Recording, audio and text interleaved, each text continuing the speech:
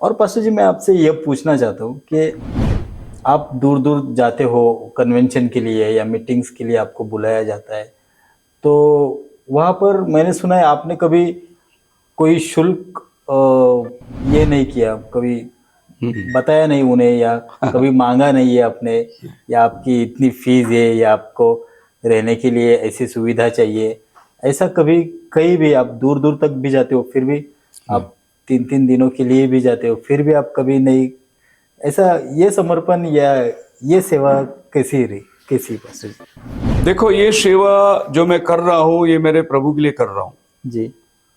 और मुझे अगर कोई बुला रहा है तो वो सिर्फ एक जरिया है। वो अच्छा। मुझे बुला रहा है, अच्छा। काम तो मुझे प्रभु का करना है। जी। तो जो आदमी बुलाता है मैं उससे कुछ अपेक्षा नहीं करता हूँ। मेरा अपेक्षा मैं जिसकी सेवा करता हूँ उसकी तरफ प्रेज लॉर्ड, जिसका काम करने जा रहे हो उससे वो अपेक्षा। देगा मेरे को, प्रेज लॉर्ड, सामने वाले से मैं नहीं मांगता हूँ। क्या बात। आपको मैं बता रहा हूँ कि हम लोग स्कूल में पढ़ते थे, जी। एक ऐसा लेसन था जहां पर एक राजा जंगल में खो गया और वो भटकते भटकते बहुत प्यास लगी, प्यास के मारे मुरझा जा रहा है, सब लोग खो गए, उसको रास्ता नहीं मिल रहा है। एक छोटी सी झोपड़ी दिखी उसको और वो झोपड़ी की तरफ में गया तो वहां एक किसान था, गरीब किसान। वो राजा को देखा, बोले मैं जंगल रास्ता खो गया, मुझे बहुत प्यास लगी।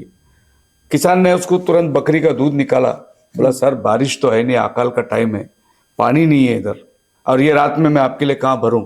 उसने एक गिलास दूध निकाला, ताजा राजा को पिलाया। राजा ने अपनी अंगूठी निकाली, उसको दे दिया, बोला मैं राजा हूं, तूने मेरी जान बचाई, तेरे को कभी भी कुछ जरूरत पड़े तू महल में आ जाना, ये अंगूठी मैं तेरे को देता हूं, ये अंगूठी बता ना अंदर आना। ये अंगूठी ले लिया राजा का। जी। एक दिन अकाल बढ़ती गई, किसान का फसल विसल कुछ नहीं। इसको याद आया कि राजा ने कुछ बोल के गया, तो ये वो अंगूठी लिया और चल दिया शहर की तरफ। जाकर गेट में बताया राजा का अंगूठी है, मेरे को राजा ने बोला था कभी भी आओ। उसको छोड़ दी। अच्छा। अंदर जाकर उन्होंने बोले यहाँ पधारे, राजा आ रहे हैं अभी दरबार में, तब तक आप यहाँ बैठे। वो बैठा रहा, बैठे बैठे उसने महल का खूबसूरती देखी। जी। वो उठ गया, चलते चलते ऐसा टहलने लगा। एक कमरे के पास गया, खिड़की से कुछ आवाज आ रही थी, तो उसने पर्दा हटा के देखा तो अंदर राजा घुटने में बैठ के ईश्वर से मांग रहा है कि प्रभु मेरे राज्य को अच्छा कर, मेरे राज्य में कोई दरिद्र ना हो, मेरे राज्य में शांति दे, समाधान दे, मुझे बुद्धि दे। तो ये किसान बोला अरे मैं जिसके पास मांगने आया वो किसी और से मांग रहा है। तो बोला ये क्या मुझे देगा। उसने छोड़ दिया राजा को, अंगूठी भी रख दिया उधर। वो घर में गया, अपनी झोपड़ी में बैठ के बोला हे खुदा, तो राजा तुझसे मांग रहा है, मैं उसके पास गया भीख मांगने, वो तेरे से भीख मांग रहा है, मैं ही तेरे से मांगता हूं बारिश भेज दे। Praise Lord. बारिश आ गई। तो आप बताइए कि अगर कोई मुझे प्रचार को बुलाता है मैं उससे क्यों मांगू। सच बात है। जिसने मुझे बुलाया मैं उससे मांगता हूँ और वो देता है। क्या बात है। इसीलिए मैं कहीं से भी फीस नहीं लेता हूं। दूसरी बात, जी। मैं सामने वाले से कोई सुविधा नहीं लेता हूं। मुझे होटल चाहिए, 5 स्टार रूम चाहिए, मुझे ये चाहिए वो चाहिए, कुछ नहीं मांगता। वो मुझे जहां चारपाई डाल के देगा, गोनी डाल के देगा, मैं उधर ही सोऊंगा। वो जो दिया वही मैं खाऊंगा। मैं अपना कोई डिमांड सामने वाला रखता नहीं।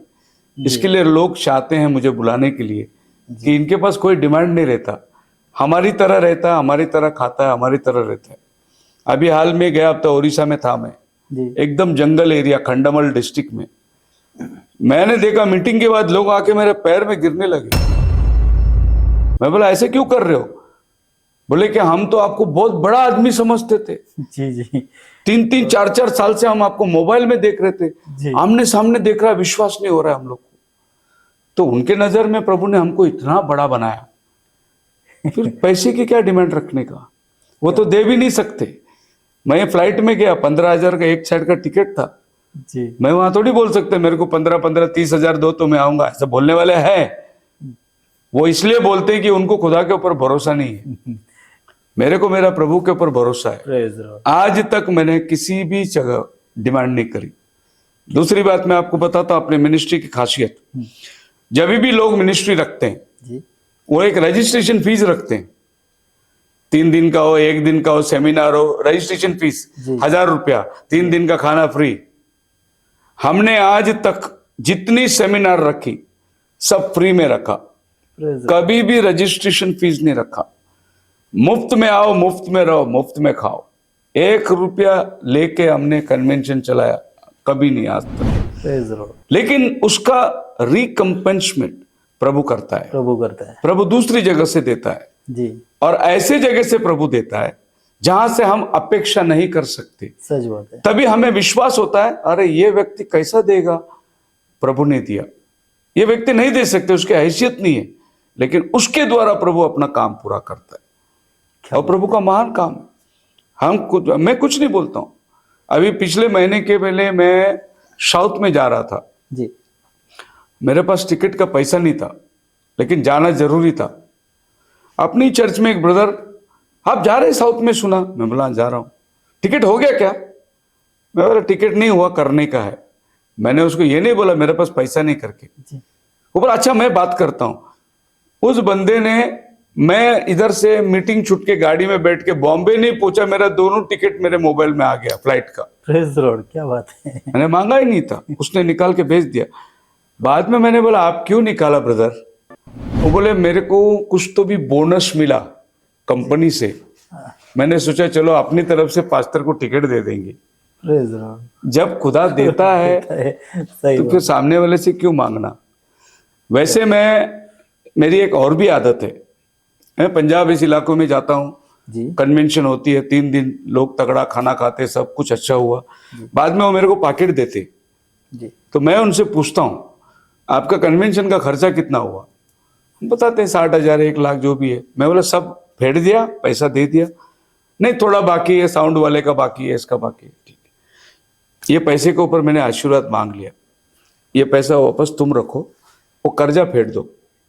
मुझे यहाँ आने के लिए मेरी कलीसिया सपोर्ट करती है, प्रेज द लॉर्ड, मुझे आपके पैसे नहीं, वो दान वापस उसके हाथ में दे देता हूँ। प्रेज द लॉर्ड, क्या बात है। तो वो बोलते हैं पहली बार ऐसा हो रहा है। अभी हम लोग MP गए थे, जी, वहां गए, एक पास्टर ने मीटिंग सब हो गई, पूरा चर्च के साथ में लोग बपतिस्मा लिए, 70 लोगों ने। वाह, तो वो आदमी पूछा पास्टर को पैसा देना है, जी, उसने कुछ 5,000 रुपये डाल के दान मेरे पास दिया। मैंने पूछा आपने इतने लोग को खाना खिलाया? हाँ खर्चा किया। जी, ये 5,000 आप रखो, आपको काम आएगा, मेरे को जरूरत नहीं है। तो आदमी रोया, वो बोला कि आज तक जितने लोग इधर आए वो तो पहली बात इधर रहते ही नहीं थे, उनको होटल रूम बुक करना था, जी, पैसा पहले ही पूछते थे जमा किया क्या। कितना, ये कैसा आदमी है? बॉम्बे से MP ड्राइव करके गए जबुआ डिस्ट्रिक्ट में, जी, 1 रुपया लिया नहीं हमने, जो दिया वो भी पैसा उसके हाथ में। रिटर्न दे दिया। क्यों? वहां से निकले हम लोग, आते आते हम बोले चलो इंदौर विजिट करके आएंगे, जी, इंदौर में जाके आएंगे। इंदौर में अपनी एक छोटी चर्च है, अच्छा, तो वहां से मैं बोला वहां से चलो इंदौर जाएंगे, तो वहां से हम इंदौर गए, एक फॉर्मल विजिट, मीटिंग नहीं। ओके, इंदौर में गए, भाई ने हमारे लिए खाना पीना बनाया था, मीटिंग कुछ नहीं। उसने ऑफरिंग दिया, बोला पास्टर पिछले 6 महीने का दान अर्पण हम जमा करके रखे थे, लेके जाओ, तो दे दिया। Praise the Lord. अपना ही चर्च से मेरे को मिला, बाहर का चर्च से मेरे को लेने की जरूरत ही नहीं जरूरत पड़ी। नहीं पड़ती। क्या बात है। ऐसा अनगिनत गवाह है आज के तारीख भी, ना अपना पास कोई सपोर्ट है, ना कोई फॉरेन सपोर्ट है, ना मैंने किसी को हाथ फैलाया।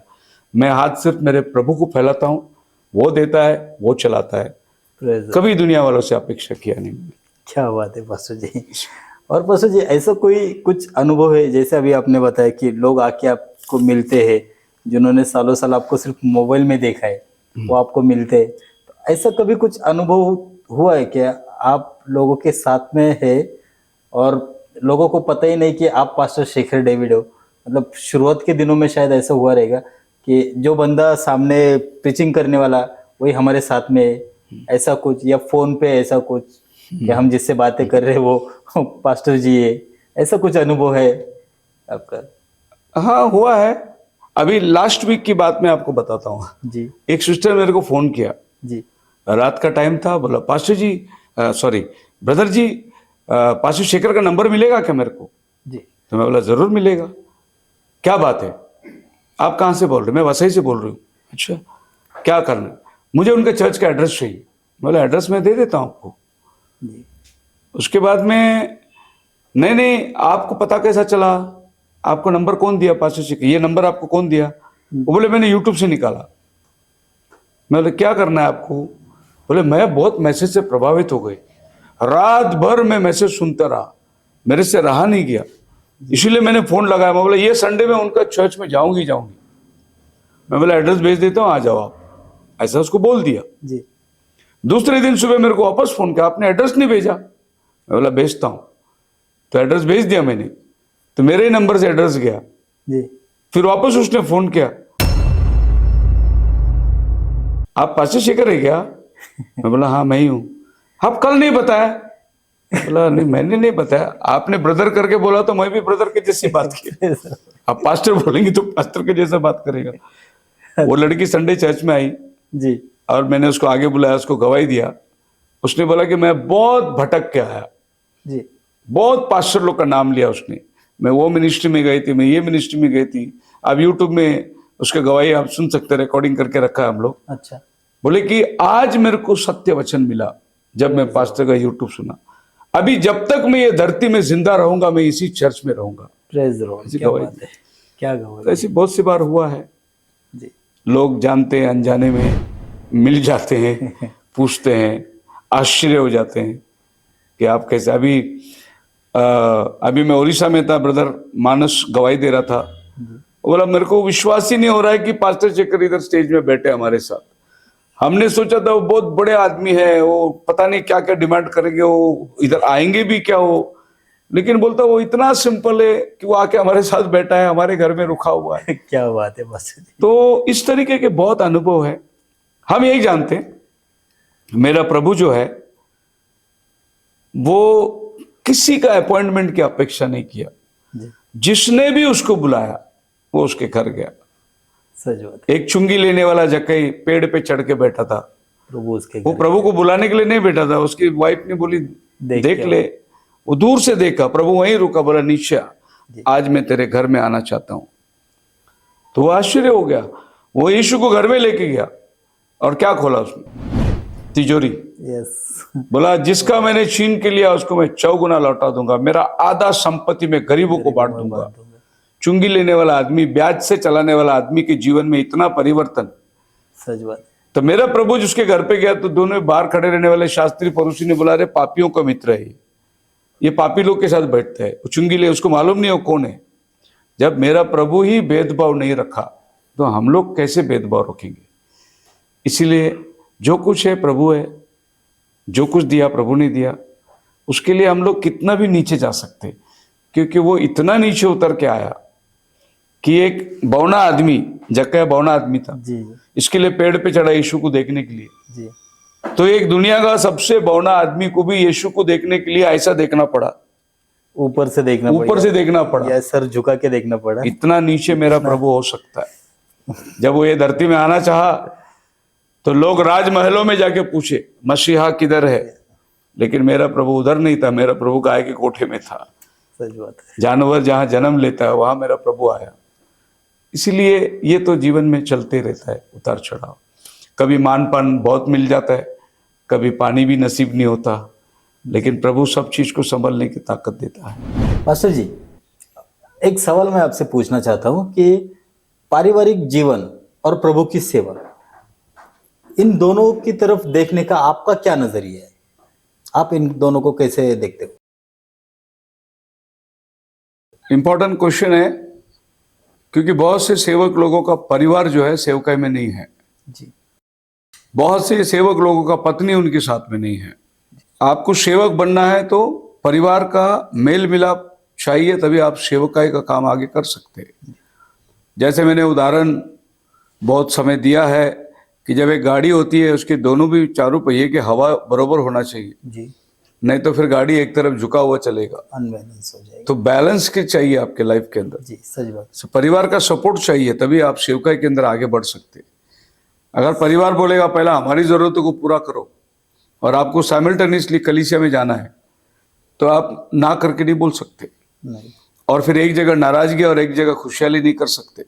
जी। मेरे लाइफ में एक उदाहरण था, जब भी मेरी वाइफ डिलीवरी के लिए हॉस्पिटल में गई थी और उसको डॉक्टर ने ऑपरेशन रूम में ले लिया सिजरिन के लिए। जी। सेम टाइम पे डोंबोली में मेरी मीटिंग थी और शाम को 7 बजे मेरे को डुम्बोली पहुंचना है, और यहाँ पर 5 बजे मेरी वाइफ को ऑपरेशन थिएटर में ले लिया। जी। तो मेरे को रुकना है अभी उधर, लेकिन मैं बोला कोई बात नहीं, मैं जा रहा हूँ मीटिंग को। मेरे पिताजी थे, माते वो लोग, मैं बोला तुम लोग ध्यान रख लेना, और मैं चला गया। जब मैं डोंबोली पहुंचा, वहां पर मीटिंग की तैयारी हो रही थी, तो फोन आया, डॉक्टर साइन मांग रहा है फॉर्म के ऊपर। जी। हाँ, सिजरिन को ले रहा है ना, तो डॉक्टर बोले साइन करो, उसका हस्बैंड को बुलाओ। बोले उसका हस्बैंड तो उधर है। मैंने पिताजी को बोला आप साइन कर दो उधर। जी। कोई बात नहीं। फिर मीटिंग जैसी खत्म हुई, फोन आ गया तुमको लड़का हुआ है करके। जी। फिर रात को 11 बजे मैं डुम्बोली से आया, हॉस्पिटल में जाके मेरे वाइफ को और मिसेस को देखा, मैं दुआ किया, घर गया। सेवा एक ऐसी चीज रहती है, कई बार नहीं तो अभी पत्नी बोलेगी मेरे क्रूशियल टाइम पे तुम मीटिंग को गए, नाराज हो जाएगी वो। नाराज हो जाएगी।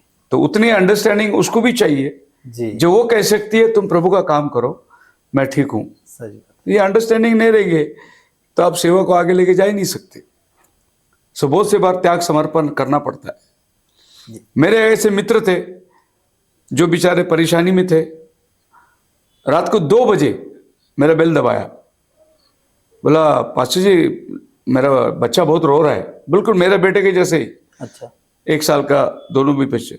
बच्चा बहुत रो रहा है, मेरे पास पैसा नहीं है, दूध का डब्बा नहीं है, और कल में मतलब रात को अभी कैसे गुजारो। तो मेरा दूध का, बच्चे का दूध का डब्बा उठा के मैं उसको दे दिया। बोला जा तू अपने बच्चे को पिला ले, मैं बाद में देख लूंगा। अगले दिन में मेरे बच्चे को लेके मेरे पिताजी के घर पे गया। जी। पिताजी को बोला मैं बच्चे को रख के जाता हूँ, मीटिंग को जा रहा हूँ, आप देख लेना, बोल के मैं चला गया। जी। पिताजी ऑर्डिनेंस में थे, बच्चा रोया, अरे दूध का डब्बा नहीं दिया। वो गया था कैंटीन में, जाके दूध का डब्बा लेके आते, उसको बना के देखते। मैं शाम को आके दूध का डब्बा बच्चा दोनों को घर लेके आता हूँ। मेरा दूध का डब्बा दूसरा बच्चा पी नहीं दो। परिवार को इस तरीके से आपको बैलेंस करना है। सही बात है। अगर ये बैलेंस आपको नहीं आता है तो आप प्रभु की सेवा नहीं कर सकते। आज बहुत सारे सेवक लोग हैं, जैसे कि आपको हर फील्ड में जाओगे तो आपका क्वालिफिकेशन पूछता है। जी। आप किधर भी जॉब में अप्लाई करो, क्वालिफिकेशन पूछेगा। चाहिए। तो बाइबल में भी पास्टर का क्वालिफिकेशन है। जी। प्रभु ने क्वालिफिकेशन दिया है। अच्छा। तीतुस को पौल बोलता है, तिमोथियुस को पौल बोलता है जी। कि वो पियकड़ नहीं होना चाहिए, झगड़ालू नहीं होना चाहिए, कोमलता होना चाहिए और सौम्यता होना चाहिए। एक पत्नी का पति होना चाहिए, उसके बच्चे उसके अधीनता में रहना चाहिए। जो घर का प्रबंध ना करता हो, कलीसिया का प्रबंध कैसा करेगा? ये पास्टर का क्वालिफिकेशन है। लेकिन आज बहुत सारे पास्टर स्टेज में खड़े, जिनकी बीवी उनको डाइवोर्स दे के चली गई, उनकी बीवी उनके साथ नहीं है।